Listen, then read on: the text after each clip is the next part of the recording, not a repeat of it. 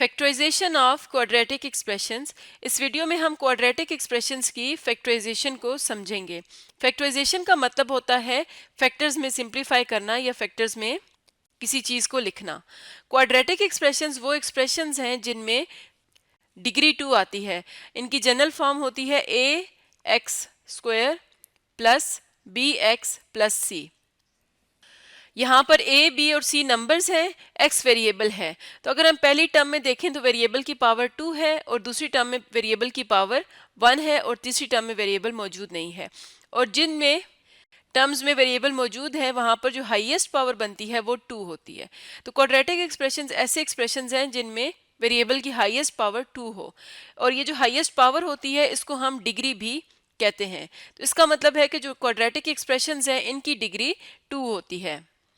तो अब हम देखते हैं कि अगर हमारे पास कोई क्वाड्रेटिक एक्सप्रेशन है तो उसकी हम फैक्टराइजेशन किस तरह से कर सकते हैं और उसकी फैक्टराइजेशन से क्या मुराद है। तो मिसाल के तौर पर हमारे पास कोई क्वाड्रेटिक एक्सप्रेशन है x square minus 4x plus 3। तो इसकी हमने फैक्टराइजेशन करनी है, और फैक्टराइजेशन का मतलब ये होता है कि हमने यहाँ से इसको मज़ीद सिंप्लीफाई करना है। और अगर हम डायरेक्टली इस इक्वेशन को देखें या इस एक्सप्रेशन को देखें तो इसमें से हम कुछ भी कॉमन नहीं ले सकते। तो इसका मतलब है कि अगर हम मिडिल टर्म को अगर इस तरह से तोड़ लें कि अब हम टर्म्स में से कॉमन ले सकें तो उसे फैक्टराइजेशन कहा जाएगा। यानी कि हम मिडिल टर्म को यानी -4 को क्या लिख सकते हैं, -3 -1। तो ये आ जाएगा x square minus 3x minus 1x plus 3। तो हमने -4x को इस तरह से -1x और -3x में इस तरह से ब्रेक डाउन किया है कि इनको अगर हम ऐड सब्ट्रैक्ट करेंगे तो हमें -4x मिलेगा, और अगर हम -3 और -1 को मल्टीप्लाई करेंगे तो हमें 3 मिलेगा। तो यहाँ से हम इसकी पहले कॉमन ले लेते हैं। तो ये आ जाएगा, पहली दो टर्म्स में से अगर हम कॉमन लें तो वो बनता है x। ये आ जाएगा x माइनस 3 माइनस, बाकी दोनों टर्म्स में कुछ कॉमन नहीं है तो इसमें से हम कॉमन लेंगे -1, अंदर आ जाएगा x और प्लस में से माइनस बाहर चला गया तो ये -3। तो पहले हमारे पास 4 टर्म्स थी जिनमें से हमने 2 करके कॉमन लिया। अब हमारे पास टोटल 2 टर्म्स हैं। अब इसमें से जब हम कॉमन लेंगे तो इन दोनों टर्म्स में x -3 कॉमन आ रहा है। इसका मतलब है पहली टर्म से x -3 हमने कॉमन लिया तो x बच गया, दूसरी टर्म से x -3 कॉमन लिया तो -1 आ गया। तो ये फैक्टराइजेशन है फाइनल इस क्वाड्रेटिक एक्सप्रेशन की। अब इसको समझने के लिए हमने 2 रूल्स को माइंड में रखना है कि जब भी हम फैक्टराइजेशन करेंगे हमने मिडिल टर्म को ब्रेक करना है इस तरह से कि अगर हम उसे प्लस माइनस करें यानी सॉल्व करें तो हमें ये टर्म वापस मिले। इसके अलावा ये भी है कि अगर हम इन दो नंबर्स को यानी -3 और -1 को मल्टीप्लाई करें तो जो नंबर आएगा वो पहली टर्म और लास्ट टर्म के कोफिशिएंट्स को मल्टीप्लाई करने वाले नंबर के बराबर है। यानी यहाँ पर 1 है और यहाँ पर 3, तो 3 1s are 3। तो ये जो नंबर है वो इस नंबर के साथ सेम होना चाहिए। तो इसका मतलब है कि इन दोनों टर्म्स का प्रोडक्ट और इन दोनों टर्म्स का प्रोडक्ट आपस में सेम होना चाहिए। इसको मज़ीद समझते हैं एक और एग्जांपल से, जैसे है 3x square minus 11x minus 4। तो अब हमने इस क्वाड्रेटिक एक्सप्रेशन की फैक्टराइजेशन करनी है। तो फैक्टराइजेशन का मतलब ये है कि इसमें से हमने इसको सिंप्लीफाई करना है। तो देखा जाए तो हम डायरेक्टली इन तीनों टर्म्स में से कुछ भी कॉमन नहीं ले सकते। तो अगर हम मिडिल टर्म को इस तरह से तोड़ दें कि हम इसकी जगह लिख देते हैं -12x प्लस 1x, क्योंकि हम -11 को लिख सकते हैं -12 प्लस 1, तो हमने लिख दिया -12x प्लस 1x, और इसके साथ यहाँ पर फर्स्ट टर्म थी 3x स्क्वायर और लास्ट टर्म थी -4। तो जैसा कि हमने पहले बात की कि जो हमने इस तरह से तोड़ना है कि इसको ऐड सब्ट्रैक्ट करने से यही टर्म वापस आ जाए और इन दो टर्म्स का प्रोडक्ट इन दो टर्म्स के प्रोडक्ट के बराबर हो। तो लास्ट और फर्स्ट टर्म का जो प्रोडक्ट है वो -12 है और मिडिल वाली दोनों टर्म्स का भी प्रोडक्ट -12 है। तो इसका मतलब है हमने बिल्कुल ठीक फैक्टराइजेशन की है, हमने ठीक इसको मिडिल टर्म को तोड़ा है। अब हम इसको सिंप्लीफाई करेंगे तो अब हम पहली दो टर्म्स में से कुछ कॉमन लेंगे। यहाँ पर हम दोबारा से अपना एक्सप्रेशन लिखेंगे 3x square minus 12x plus 1x minus 4। तो यहाँ पर पहली जो दो टर्म्स हैं इनमें से कॉमन आ रहा है 3b और x भी। तो ये आ जाएगा x माइनस 4 प्लस अगली दो टर्म्स में से कुछ भी कॉमन नहीं है तो 1 कॉमन लेंगे, ये आ जाएगा x माइनस 4।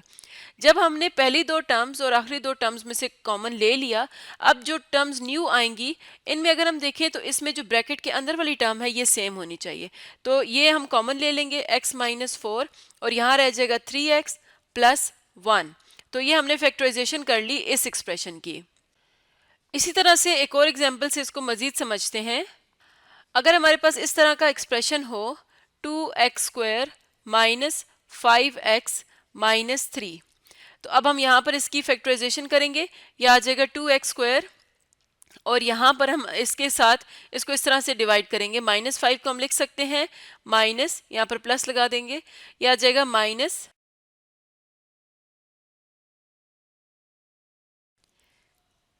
6 प्लस 1, क्योंकि हम माइनस 5 को लिख सकते हैं माइनस 6 प्लस 1, साथ लिख देंगे x और ये माइनस 3। तो अब हमने इस तरह से माइनस 5 को ब्रेक डाउन किया है कि ये हमारे पास इक्वल आ गया माइनस 6 प्लस 1 और इन दोनों का जो प्रोडक्ट है ये माइनस 6 है और फर्स्ट और लास्ट टर्म का भी प्रोडक्ट माइनस 6 है। अब हम ये चीज़ यहाँ पर दोबारा से लिखते हैं 2x square minus 6x plus 1x minus 3। अब हमने क्या करना है, अब जो फर्स्ट टू टर्म्स हैं इसमें से जो कॉमन आता है वो लिखेंगे और लास्ट टू टर्म्स में से जो कॉमन आता है वो लिखेंगे। तो फर्स्ट टू टर्म्स में से कॉमन आ रहा है 2 और x, तो ये रह जाएगा x माइनस 3 प्लस 1 कॉमन लेंगे तो ये आ जाएगा x माइनस 3। अब हमारे पास दो टर्म्स रह गई हैं जिनमें कॉमन आ रहा है x माइनस, तो ये हमने इस क्वाड्रेटिक एक्सप्रेशन की फैक्टराइजेशन कंप्लीट कर ली। जब हम इस एक्सप्रेशन को सॉल्व कर रहे होते हैं तो हमने इस चीज़ का ध्यान रखना है कि जो मिडिल टर्म है इसको इस तरह से तोड़ें कि उनका प्रोडक्ट फर्स्ट और लास्ट टर्म के प्रोडक्ट के बराबर आए, इस तरह से। इसके अलावा जब हम यहाँ पर दो दो टर्म्स में से कॉमन ले चुके होते हैं तो उसमें ये जो टर्म आ रही है ये सेम आनी चाहिए। अगर ये सेम नहीं आती या साइंस में कोई गड़बड़ आती है तो इसका मतलब है कि हमने इसको पिक करने में, इस पेयर को पिक करने में कोई गलती की है।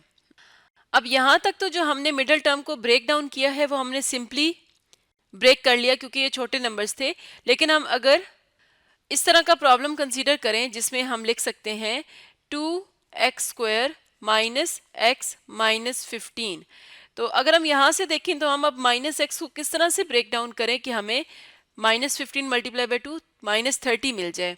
तो ये थोड़ा बड़ा नंबर है, इससे भी बड़े नंबर आपके पास आ सकते हैं, तो उसके लिए हम क्या करेंगे, हम पहले फर्स्ट और लास्ट टर्म को मल्टीप्लाई करेंगे, तो ये आ जाएगा 2 मल्टीप्लाई बाय 15 या इसको माइनस 15 भी लिख सकते हैं, तो ये आ जाएगा माइनस 30। अब हमने यहाँ से 30 के सारे फैक्टर्स लिखने हैं, यानी कि कौन कौन से पेयर्स हैं जो मिलके 30 बनाते हैं। जैसे 1 मल्टीप्लाई बाय 30 देता है, 2 मल्टीप्लाई बाय 15 30 देता है, 3 मल्टीप्लाई बाय 5 30 देता है। इसी तरह से 4 का टेबल इस पे नहीं जाता और 3 10s are 15 और 4 का टेबल नहीं जाता, 5 6s are 15, 6 5s are 15। इसके अलावा हम जैसे जैसे आगे जाएंगे तो अब यही नंबर्स रिपीट होंगे क्योंकि यहाँ से 5 6 और 5 रिपीट होना शुरू हो गए, तो यहीं तक हम स्टॉप कर जाएंगे। और ये जो पेयर्स हमारे पास आ चुके हैं, अगर हमने यहाँ कोई नंबर स्किप नहीं किया तो हम यहाँ तक स्टॉप कर सकते हैं। अब इनमें से हमने कोई ऐसे नंबर्स चूज करने हैं जिनको ऐड सब्ट्रैक्ट करने से हमें ये मिडिल वाली टर्म यानी कि -1 मिल जाए। तो अगर हम 13 में 1 को प्लस करें या माइनस करें, दोनों तरीकों से हमें 1 नहीं मिलता। 15 और 2 को भी ऐड सब्ट्रैक्ट करने से 1 नहीं मिलता। इसी तरह से 10 और 3 के साथ भी 1 नहीं मिलेगा। लेकिन 5 और 6 को अगर हम इस तरह से लिखें, 5 माइनस 6 ये भी हो सकता है और 6 माइनस 5 ये भी हो सकता है, दोनों तरीकों से हमें 1 मिलेगा, लेकिन हमें यहाँ चाहिए -1। इसका मतलब है कि ये जो सेकंड हमने लिखा है 5 माइनस 6, इससे हमें -1 मिल रहा है क्योंकि यहाँ पर 6 के साथ हमने माइनस लिखा है। तो अब हम यहाँ पर क्या करेंगे, 2x स्क्वायर यहाँ पर आ जाएगा plus 5x minus 6x minus 15। तो हमने क्या किया, एक ऐसा पेयर सिलेक्ट किया जिसको मल्टीप्लाई करने से हमारा ये वाला नंबर आ रहा था फर्स्ट और लास्ट टर्म का प्रोडक्ट, और इसको ऐड सब्ट्रैक्ट करने से मिडिल वाला नंबर मिल रहा था। अब हम इसको सिंप्लीफाई कर लेते हैं, कॉमन लेंगे, फर्स्ट टू टर्म्स में से सिर्फ x कॉमन आ रहा है तो ये रह जाएगा 2x plus 5 minus last two terms में से कॉमन आ रहा है 3, तो ये आ जाएगा x माइनस 2x प्लस 5, यहाँ पर आ जाएगा 2x प्लस 5, तो अब हमने देखा कि ये जो ब्रैकेट के अंदर टर्म्स हैं ये बिल्कुल सेम आ रही हैं, इसका मतलब है कि हम बिल्कुल ठीक फैक्टराइजेशन कर रहे हैं। अब इसके बाद हम नेक्स्ट जाएंगे, तो अब यहाँ पर क्या कॉमन है, 2x प्लस 5 जो कॉमन थी इसको यहाँ पर लिखेंगे 2x प्लस 5, और पहली टर्म में रह जाएगा x और दूसरी टर्म में रह जाएगा -3। तो ये हमने इस एक्सप्रेशन की फैक्टराइजेशन कंप्लीट कर ली। तो जब भी हमारे पास इस तरह से बड़े नंबर्स आ जाएं, उनकी फैक्टराइजेशन करनी हो, तो हम पहले इस तरह से पेयर्स को लिस्ट डाउन कर लेंगे, उसमें से वो वाला पेयर सेलेक्ट करेंगे जो मिडिल टर्म को सेटिस्फाई कर रहा है, जिसको ऐड सब्ट्रैक्ट करके मिडिल टर्म हमें मिल रही है। उसके बाद हम अपनी फैक्टराइजेशन को कंटिन्यू कर सकते हैं। तो इस तरह से डिफरेंट अलजेब्राइक एक्सप्रेशंस की, क्वाड्रेटिक एक्सप्रेशंस की हम फैक्टराइजेशन कर सकते हैं। आज का हमारा टॉपिक था फैक्टराइजेशन ऑफ क्वाड्रेटिक एक्सप्रेशंस।